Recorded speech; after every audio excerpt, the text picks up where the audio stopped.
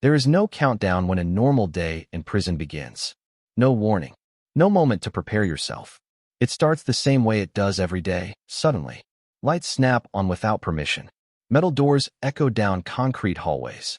Voices you don't recognize shout orders you didn't ask to hear. It might be 5 a.m. It might be earlier. Time in prison doesn't belong to you anymore, so the exact hour stops mattering. Your body wakes up before your mind does. Your eyes open, but you don't move, because moving too fast can mean trouble. Even sitting up the wrong way can draw attention you don't want. This is not chaos.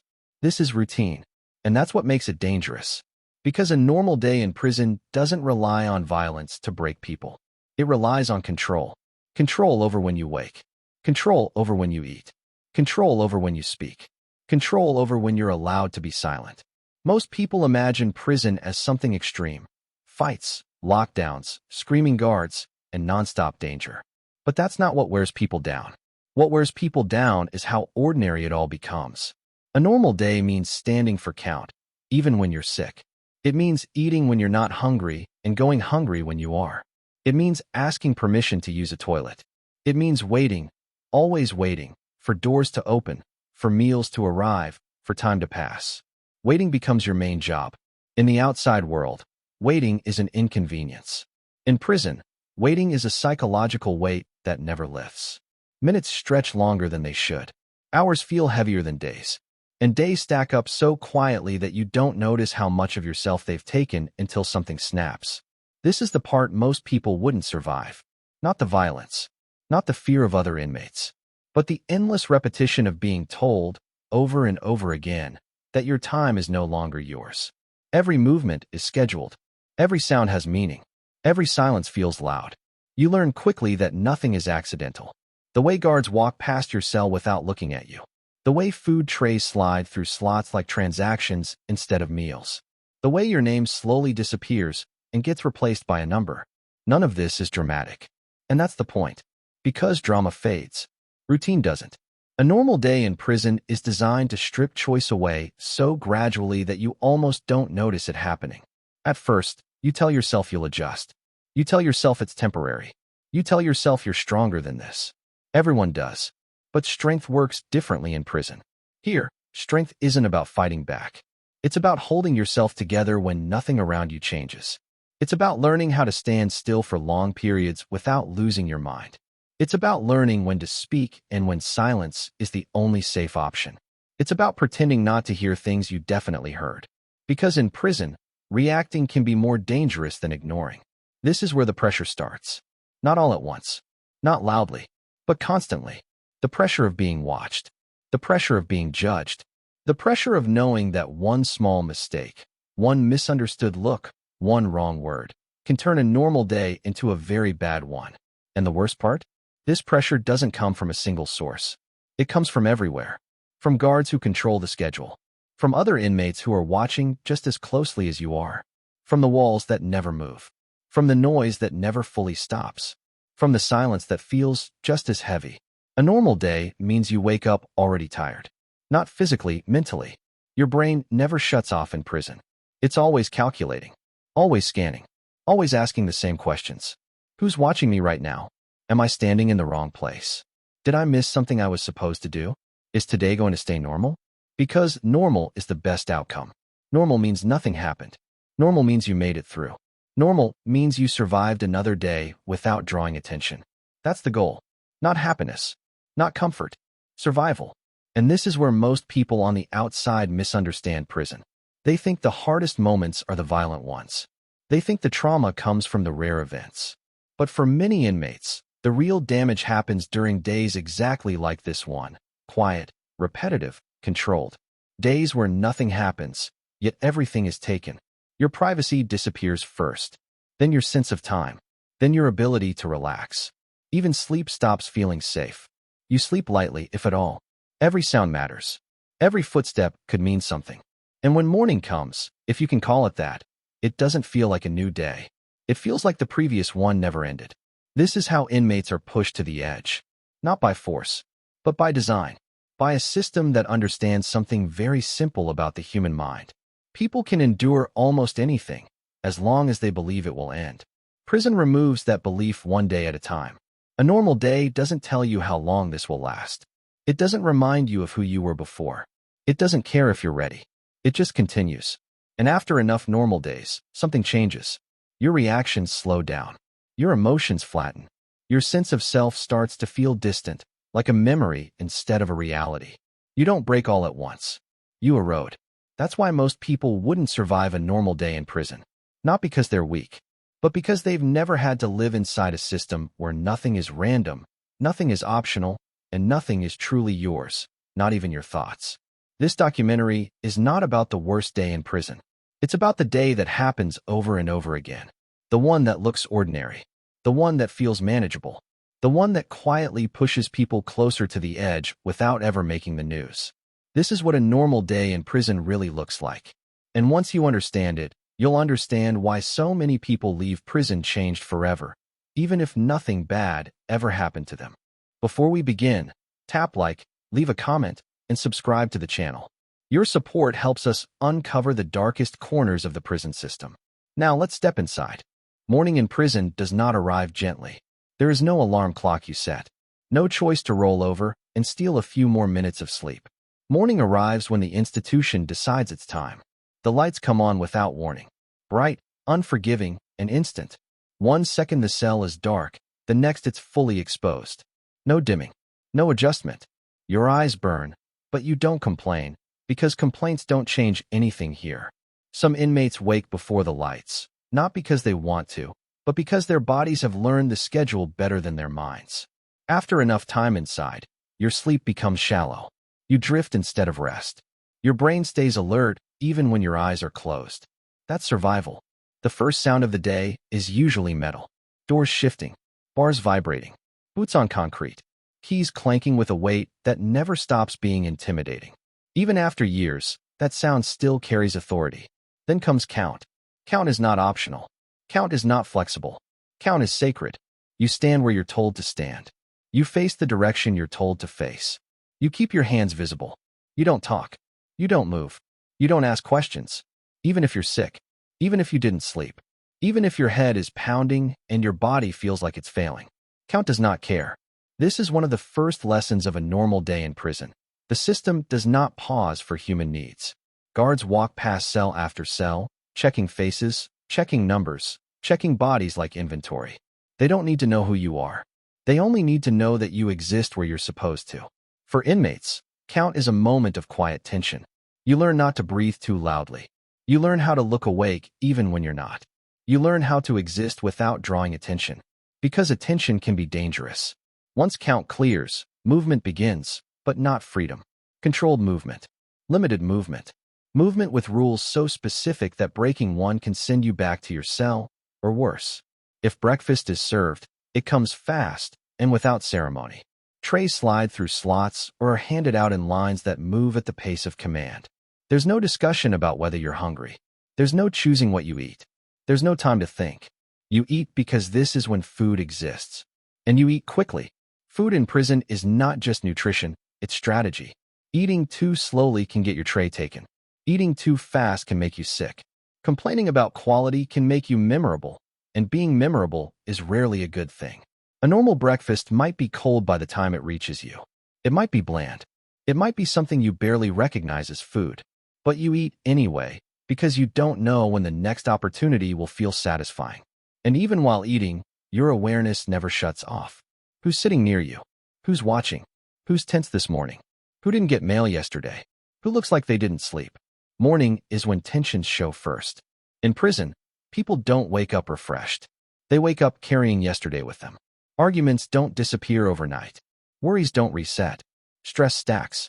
A normal morning means navigating all of that without stepping into someone else's problem. After breakfast comes waiting. Waiting for work call. Waiting for movement. Waiting for doors to open. Waiting for instructions that may or may not come. This waiting is not quiet. It's filled with noise, televisions blaring, voices echoing, metal clanging, but none of it is comforting. Noise in prison doesn't relax you. It keeps your nerves alert.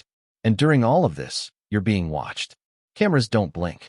Guards don't need to explain themselves. Other inmates notice everything. You learn quickly that morning is not a fresh start. It's a continuation. Every day feels connected to the last. The pressure never resets to zero. For people on the outside, morning represents possibility. In prison, morning represents endurance. Because you already know how the rest of the day will go, not in detail, but in structure. You know there will be more counts, more lines, more waiting, more moments where your patience is tested in small, quiet ways. And those small tests are what push people to the edge. Not all at once, not dramatically, but steadily. A normal morning teaches inmates something crucial. You are not the priority here. Your comfort doesn't matter. Your mood doesn't matter. Your motivation doesn't matter.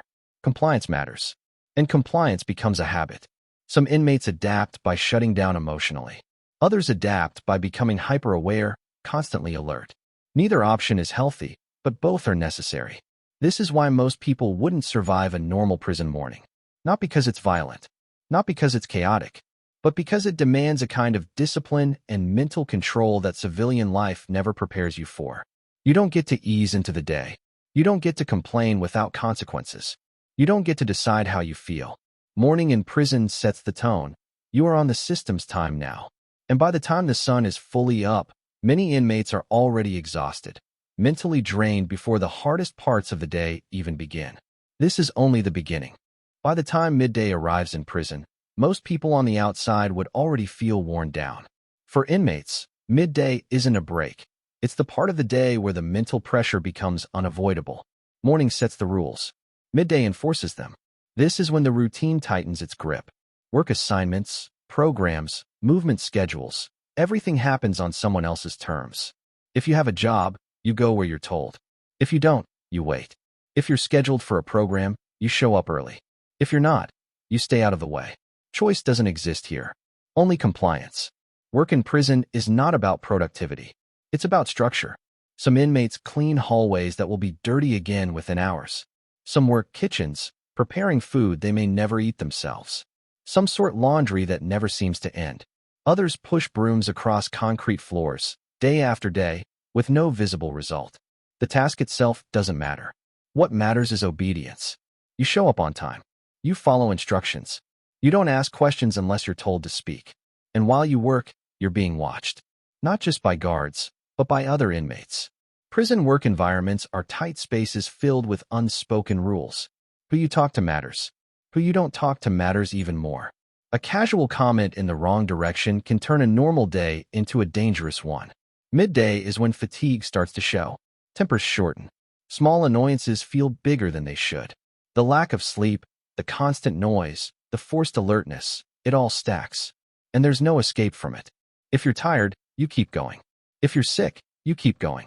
If your mind feels overloaded, you keep going. Because stopping isn't an option. Lunch comes when the schedule allows it, not when hunger arrives. Lines form. Trays are handed out. The process is fast, impersonal, and controlled. This isn't a meal. It's a checkpoint. You eat quickly because lingering draws attention. You don't complain because complaints are remembered. You don't relax because relaxation makes you vulnerable. Even sitting down carries tension. You're aware of where you sit. Who's around you? Who's watching? Who looks irritated today? Who's pacing instead of eating? Midday is when small conflicts spark. Not because people want trouble, but because pressure has been building since morning with nowhere to release it. And still, nothing explodes. That's the part most people misunderstand. A normal day in prison doesn't erupt into chaos. It simmers. After lunch, there's more waiting. Waiting to return to work. Waiting for movement clearance. Waiting for doors to unlock. Time slows down here. Not because clocks stop, but because every minute feels heavier than the last. You start counting time differently. Not in hours. Not in minutes. But in events. One count closer to evening. One meal closer to lockdown. One task closer to being done. This mental tracking becomes survival. Because when you don't control your time, you learn to measure it in fragments you can endure. Midday is also when isolation hits hardest, even when surrounded by people. You're constantly around others, yet deeply alone. Conversations are shallow, guarded, and strategic. Real thoughts stay locked inside because sharing the wrong thing with the wrong person can follow you for months. So most inmates talk about nothing. Sports, weather, rumors, anything safe. And even silence has rules. Too quiet can look suspicious. Too talkative can look careless. You learn to exist in a narrow space between attention and invisibility. For people on the outside, midday often represents momentum, getting things done, staying busy, feeling productive. In prison, midday represents endurance without progress. Nothing you do moves you forward faster. Nothing you complete brings relief. Tomorrow will look exactly like today. That realization settles in quietly. Some inmates cope by mentally leaving, zoning out, disconnecting, shrinking inward. Others cope by staying constantly alert, always scanning, always prepared. Both methods come at a cost. Zoning out can make you miss something important. Staying alert drains you faster than you realize. And there's no right answer. Midday grinds people down because it stretches endlessly without offering relief. Morning had structure.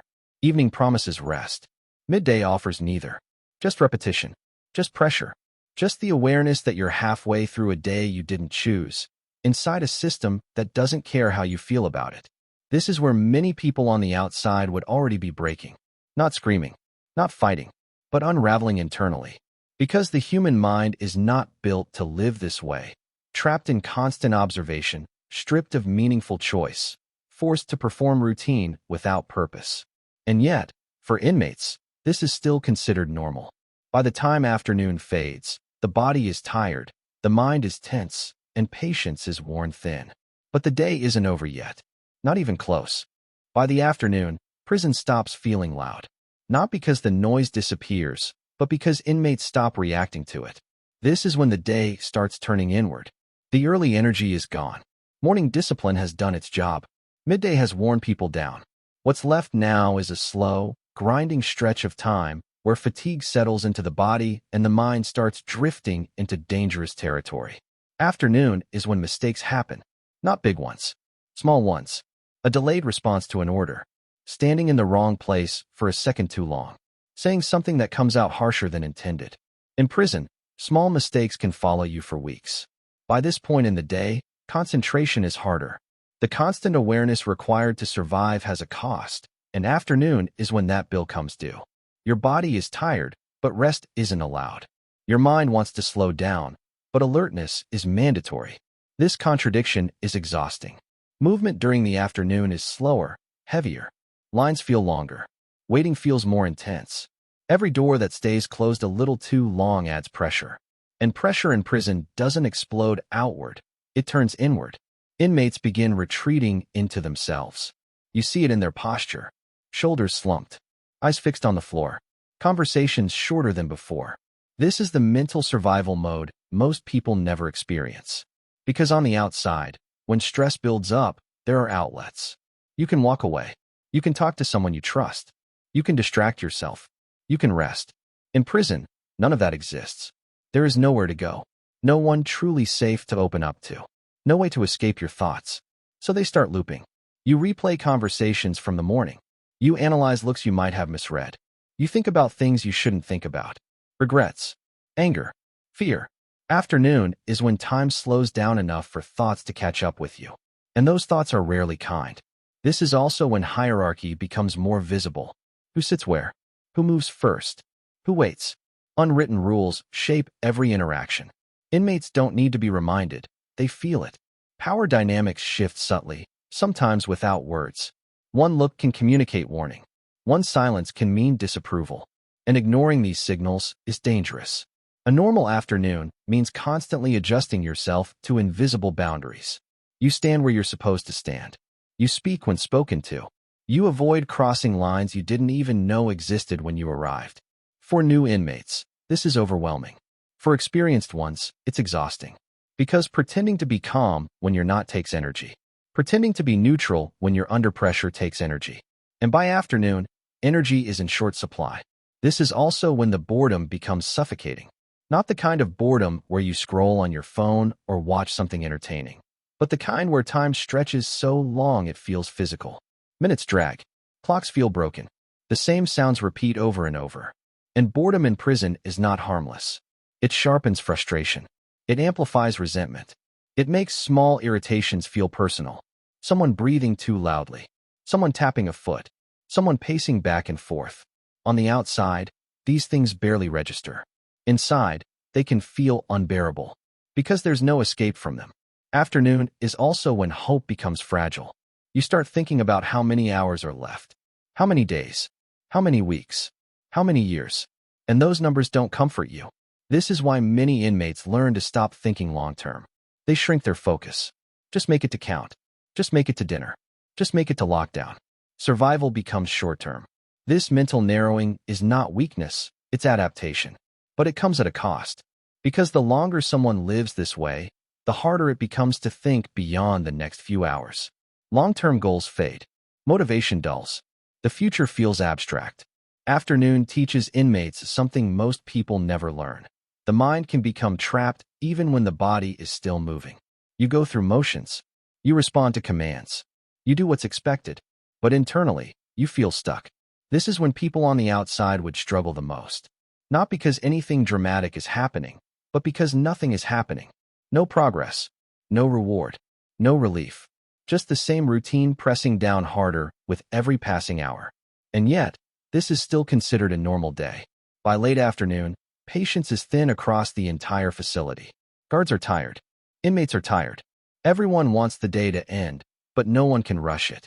This shared exhaustion creates tension. Not loud tension. Quiet tension. The kind where everyone feels it, but no one acknowledges it. And in prison, quiet tension is often the most dangerous kind. Because it only takes one moment, one misstep, for everything to change. That's why inmates become even more cautious as afternoon fades. You don't relax. You don't let your guard down. You don't assume the day is almost over. Because in prison, the last hours can be just as unpredictable as the first. Afternoon is when people are pushed closest to the edge, not by force, but by fatigue. And most people watching this would already be mentally done by now. But for inmates, the day still isn't finished. Evening is coming. Evening in prison is supposed to feel like relief. On the outside, evening means winding down. It means the pressure of the day loosening. It means choice returning, even in small ways. In prison, evening only pretends to offer that. The schedule shifts, but the control does not. Dinner arrives when the institution decides it's time, not when hunger peaks. The process looks familiar by now. Lines, trays, commands, silence. But familiarity doesn't make it easier. It makes it heavier. Because by evening, exhaustion has settled deep. Not the kind of tired that sleep fixes. The kind that sits in your chest. The kind that makes your thoughts feel slower, duller, heavier. You eat because this is what you do at this hour. You eat because skipping meals weakens you. You eat because food is one of the few things the day still offers. But even dinner carries tension. Seats matter. Proximity matters. Who eats quietly and who eats fast matters. The social rules don't relax just because the day is ending. If anything, they tighten. Everyone is tired. Everyone's patience is thin. One careless look can be misread. One offhand comment can linger longer than intended. So inmates stay controlled. Not relaxed. Controlled. After dinner comes another stretch of waiting. Waiting to be locked back in. Waiting for final movement. Waiting for count. Evening is when people start feeling time again, not in a comforting way, but in a counting way. How long until lockdown? How long until lights dim? How long until silence replaces noise? This is where hope and frustration collide. Because while evening suggests rest, prison never truly rests. Televisions blare from common areas. Voices echo off concrete walls. Metal doors continue opening and closing. Someone is always shouting something, somewhere. There is no real quiet, only reduced chaos. And reduced chaos can be just as unsettling. Because now, with fewer distractions, thoughts grow louder. This is when memories come back. Faces from before prison. Voices from phone calls that ended too quickly. Moments from a life that feels unreal now. Evening is dangerous for the mind. During the day, routine keeps you occupied. At night, routine loosens just enough for emotions to slip through. Some inmates cope by staying busy, pacing, cleaning, organizing the same few items over and over again. Others sit still, staring at walls, letting time pass through them. Neither option brings peace. Because peace requires safety, and prison never fully feels safe. Evening is also when loneliness becomes sharp. Even in crowded housing units, loneliness thrives. Conversations fade. People retreat into themselves. Everyone carries something they can't share. Phone calls, if allowed, become emotional minefields. A few minutes to hear familiar voices, not enough time to say everything, just enough time to feel the distance. When calls end, silence hits harder. You return to your space, carrying someone else's world in your head, a world that keeps moving without you. That contrast hurts. Evening also brings reflection, the kind most people try to avoid. You think about the day, about moments you handled well, about moments you didn't. You replay interactions, searching for mistakes. Did that comment sound wrong? Did that look mean something? Did I miss a signal? This mental replay is exhausting, but unavoidable. Because in prison, consequences are rarely immediate. They linger. They wait. And by evening, you don't know whether the day truly stayed normal or whether something is already set in motion for tomorrow. This uncertainty eats at people. The illusion of relief breaks down further during evening count. Once again, you stand where you're told. Once again, you show yourself to be accounted for. Once again, you are reduced to presence, not personhood. Count marks the transition. From movement to confinement. From noise to forced stillness. From endurance to isolation. Evening ends not with rest, but with restriction. This is where many people on the outside would finally reach their breaking point. Not because something terrible happened, but because nothing good did. No reward. No sense of completion. No relief worth the name. Just the knowledge that tomorrow will look exactly like today. And after that, the next day will look the same. This realization is quiet, but devastating. Evening teaches inmates something painful. There is no off switch here. You don't clock out. You don't decompress. You don't escape the environment. You carry the prison with you into the night. By the time doors finally close and movement ends, the day hasn't resolved. It has only paused. And that pause is fragile, because night is coming. Night in prison is not the opposite of day. It is not rest. It is not recovery. It is not peace. Night is simply the moment when the institution removes movement and leaves inmates alone with everything the day has built up. The doors close with a sound that never loses its weight. Metal on metal. Final. Unarguable. That sound tells you the same thing every night. This space is yours now, whether you want it or not. The cell feels smaller at night. Not because the walls move, but because there is nowhere left to go. During the day, movement gives the illusion of space. At night, that illusion disappears. You sit. You lie down. You wait. And waiting feels different now. The noise fades, but it never fully stops. Somewhere, someone is coughing. Somewhere, someone is arguing in a low voice. Somewhere, metal scrapes against concrete. Prison is never truly silent. Lights dim, but they don't turn off. They never fully turn off. There is always enough light to remind you that darkness is not yours either. Sleep comes slowly, if at all.